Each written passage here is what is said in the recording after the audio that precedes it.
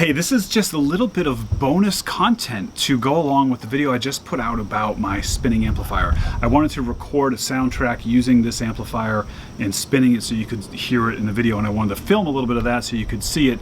I ended up filming the whole process out here in the Jambulance, and I had so much fun doing it I thought I would put together a separate video of just a sort of like a music video of the making of that song. It's not a great song, it's just background music, but you'll see how I did it.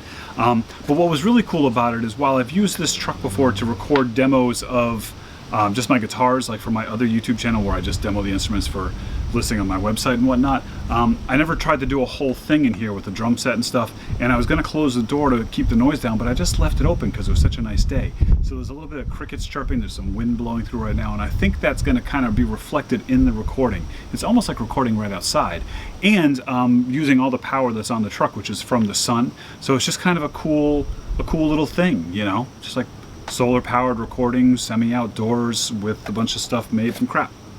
Enjoy. 1, 2.